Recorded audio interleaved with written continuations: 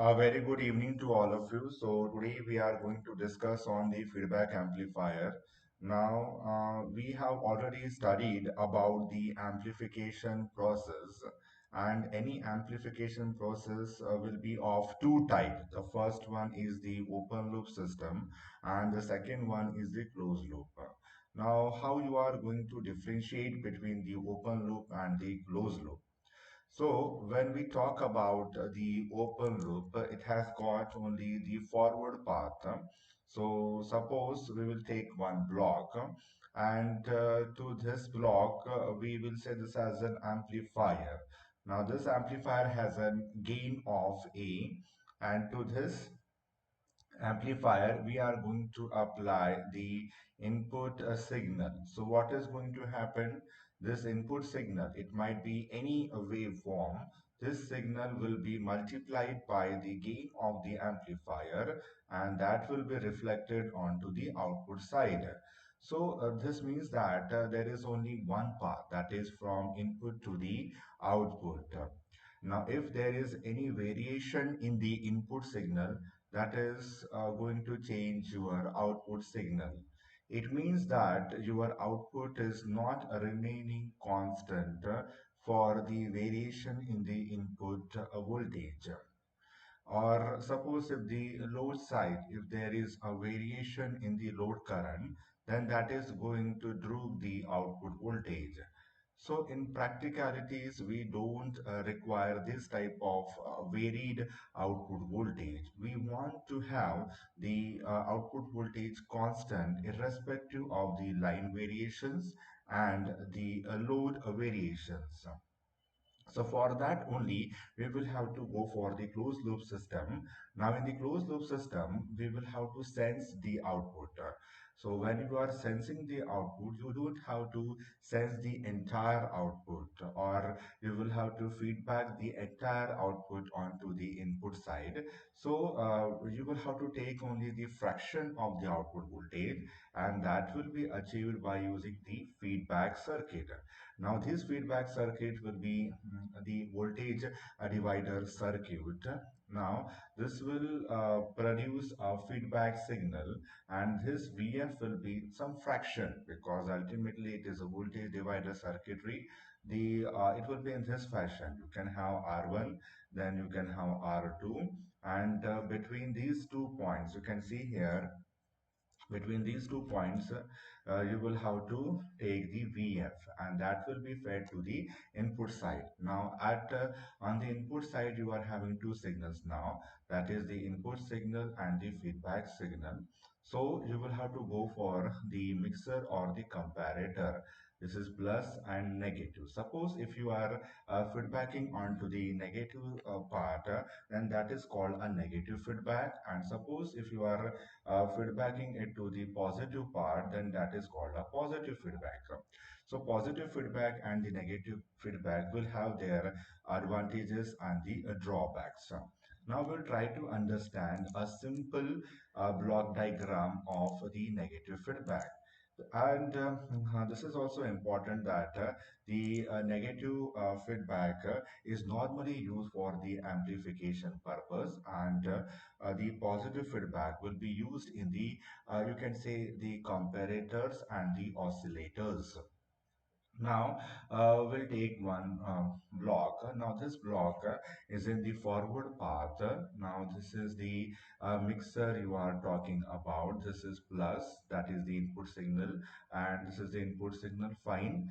Then this will be, now suppose here two inputs are superimposing. One is the positive and the other one is negative. So, V in minus VF, that will give the error signal, because ultimately you will have to reduce the error signal and you will have to maintain the output voltage constant in a few milliseconds. Then this is A, then the output voltage. Now the output voltage will be sensed by a sensing device. In our case, we will take the help of the sensor, or you can go for the feedback circuit, that is the voltage divider circuit. And this feedback path will be having the gain of the B. Let us consider that this is the output voltage which we are sensing out. Now, V0 will be equals to, just by viewing this block diagram, you will be able to write some equations. The first one will be the immediate input to this amplifier is VE, and the immediate output is V0. So we can simply write A into VE. This is the first equation. And what is VE? Now suppose if you just look here, you can see that VE is the subtraction of the input signal and the feedback signal. So you can also write that also, that will be V in minus VF. Okay, so you can put this VE value in the first equation which you have just written. So V0 will be A into V in minus VF. Ultimately, what is our requirement? See, you want to just check the gain of the system. Initially, when it was in the open loop system, the gain was A. The gain was A, and after introducing a negative feedback, what will be the effect on the gain, that you will have to check it out. So for that, you have to just see whether the gain of the system is going to increase or whether it is going to decrease. For us, we require the high value of gain, but what is the outcome of this process? I don't have any idea. So let us go for it. So V0 will be equals to what? A into V in minus. Now what is VF? VF, you can write one equation out of it. VF will be equals to B into V0. So that will be B into V0. Fine. Then V0 will be equals to A into V in minus A into V0. Now suppose if you do just mathematics, you will be able to find the gain of this closed loop system, and that will be A upon 1 plus A beta. You can see that this 1 plus, so the denominator term is increased as compared to the numerator term. So initially in the open loop system, the gain was A. And when you have introduced the feedback path, the gain has reduced by this factor. You can see this is the factor, that is 1 upon 1 plus A into beta. I think I will have to take some numerical terms. So let us say this A as, let us say this A as that is 10. A is equals to 10 and B will be equals to 1 by 10. We will have to find the factor, that is 1 upon 1 plus A beta. So that one will be 1 plus 10 into 1 by 10. It will get cancelled out. Then 1 by 2, that will be 0.5. It means that you are the open loop gain. Now this is open loop gain. A is the open loop gain. So A will be multiplied by 0.5 in our case, because we have taken A as 10 and B as 1 by 10. So that will be 10 into 0.5. So you can see that the closed loop system gain will be 5. So now we have got some two values, that is the open loop gain will be equals to A and the closed loop gain will be equals to AF. Now what is AF? This is the gain with our feedback. So A upon 1 plus A beta. A upon 1 plus A beta. So in this way, you can evaluate the gain of the closed loop system with a negative feedback. Now, suppose if you introduce a positive feedback, then what will be the change? The change will be A upon 1 minus A beta, and that is going to increase the gain. Now, I have listed some advantages of the negative feedback. So, we will just go through it. What are the advantages? Let us just hover over it. Okay, so first is that it improves the stability gain. Now, what is stability? Now, suppose if any parameter of the system is changes, then that should not have any impact over the gain. That should have a minimal impact on the gain. So by using this negative feedback, you can say that the stability factor will reduce, or in other words, you can say the stability gain will increase. or improve. It reduces the noise signal, obviously, because this negative feedback will reduce the gain. So, directly it can also reduce the noise signal. Also, it will also reduce the distortion. Now, distortion can be a noise. Normally, in the amplification, we want the amplification of only input signal. We don't want any distortion. There is also one term that is common mode rejection ratio. Basically, that is the ability of an amplifier to eliminate the noise. So, by using a negative feedback, you will be able to reduce the distortion. Distortion will be also reduced by, just a minute, distortion will be, if you take any distortion, normally we take distortion as D, so that will be D upon 1 plus A beta. Again, there is a reduction in the, what you can say, distortion. Now it is also going to increase the bandwidth. Now the bandwidth is what? Now bandwidth is the range of frequencies for which the gain is a constant value. You can see that for any circuit you will be having the lower cutoff frequency and the higher cutoff frequency. So you can see here, this is FL and this is FH and this is the frequency and this one is A. So for these range of frequency, the gain is remaining constant. You are going to have a constant gain if you apply the frequencies between these two ranges or between these two limits. Now, the drawback of this negative feedback is the gain reduction. You can see that we have just seen the derivation of it. That is, the gain will be reduced by a factor of 1 upon 1 plus A beta. I think I have missed this point. That is, the input and the output impedance can be adjusted for impedance matching. Now you can see that when there is a multi-stage amplifier, the normally you will have to separate the input and the output side, and this is very much required because in the amplification you require the high value of the impedance and lower value of the output impedance. So these are some advantages, and there is only one drawback which is associated with the negative feedback. That is, the overall gain of the amplifier reduces.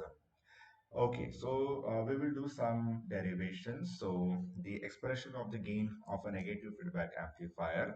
Now this is the VI. VI means what?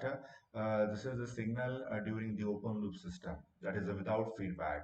And Vs is the sampling signal. V0 is the output signal. And Vf is the feedback path. I think just now I have drawn the blocks. Now this will be drawn in terms of two parallel lines. Okay, so just you can see here, this is A, this one is B. So now what is, you can write three equations out of it. I have written three equations. The first equation will be what? The first equation will be V0 will be equals to A into Vi. Then you can also, you can see here, this is, there will be a comparison between the sampling signal and the feedback signal. Feedback signal is taken, it is a fraction of the output voltage which we have taken from the output side. So that will be Vi will be equals to Vs minus Vf, and Vf will be equals to B into V0. Now suppose if you just some do some adjustment, you will be able to obtain that is V0 upon Vs. That is the output signal upon the sampling signal. Okay, so you can see just that is the same thing. Okay, just now we have derived. Okay, so now coming back to the stability factor. Now, as you know that there is we are having a negative feedback, and for a negative feedback, the gain will be AF will be equals to A upon 1 plus A beta. Now, what is a stability factor? The stability factor for the open loop system is what? This is the open loop system. You are having the input side and the output side. Now, what is the stability factor? Because there is only one, and because normally we focus only on the amplification because our main system, or you can say our plant is the amplifier only. And normally we, in the amplifier we use transistor. So we will have to take care that if you are just changing the any parameter of, because that is amplifier A means what? A gain means what? There is a circuit, and circuit will be comprises of resistor and the capacitor. So if you change any of the parameter, that will impact on the gain. So normally we have to maintain the constant voltage, and our gain should be made constant irrespective of any changes in the operating condition and in the parameter variation. So S will be equals to delta A upon A. So this is the stability, right? And we want to reduce it to a minimum value. The lower the value of S, the more stable will be your circuit. This is the condition, and this you need to find. But now we are having a negative feedback, and negative feedback will be equals to AF.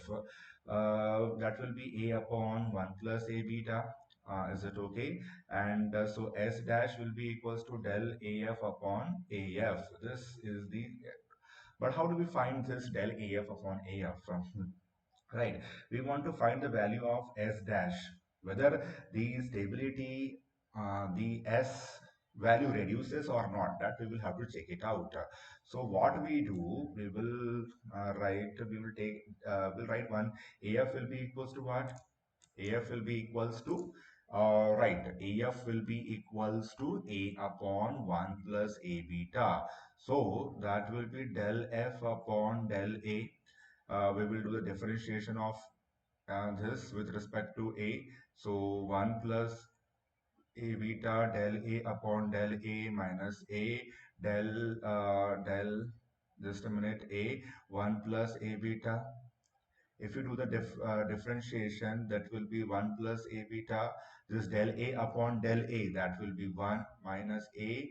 Then 1 plus A beta, that will be 1 AB. 1 plus A beta whole square, that will be del F. So if you just write del A will be equals to, I think this will be AB will be cancelled up. So 1 upon 1 plus AB ka whole square.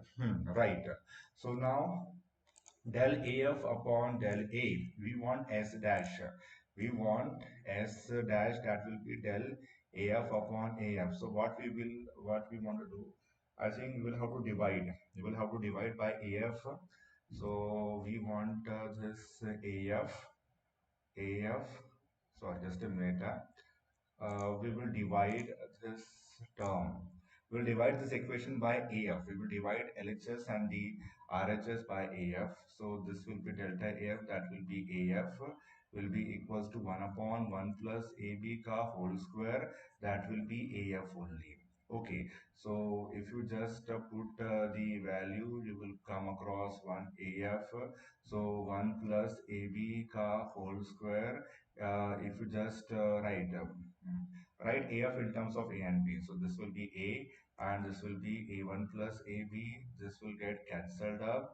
So I think 1 plus AB, and this will be A. This will be 1 upon A. So just if you make some adjustment here, del AF in A and 1 upon del A. Okay. So what we will do, uh, I think we will have to shift this del A here. So this del AF upon AF into 1 upon 1 plus A beta. You will have to shift this del A here only. Okay. So this is A, this one is S dash, and 1 plus AB into S. Okay. So I think we have achieved the thing. We have achieved what we wanted, because this is the stability factor with feedback, and this is the stability factor without feedback. So you can see that the stability has further reduced by this factor, that is 1 upon 1 plus A beta. So in this way you can see that the stability gain also reduces. I have this derivation with me, so you can just go through the derivation, and if you feel any problem, you can always contact me. This is very simple. The simple mathematics has been done. Okay, so just a minute, I'll write this one. So you can see that the severity factor is less in the feedback part by this factor. Now the same thing can be applied for these second harmonic distortion. Now what is harmonic distortion? So you know that we are having this fundamental waveform having frequency 50 hertz. So what is second harmonic distortion? So second harmonic, it means that for us, one cycle of the fundamental waveform, the second harmonic will be having two cycles. So the second harmonic frequency will be equals to 100 hertz because for one cycle of fundamental waveform, the second harmonic distortion will be having two cycles. Suppose if you add the fundamental waveform and the second harmonic, so what you are going to get, you are going to have this type of waveform. You are going to have this type of waveform, and this is highly noisy waveform, or you can say this is highly distorted waveform.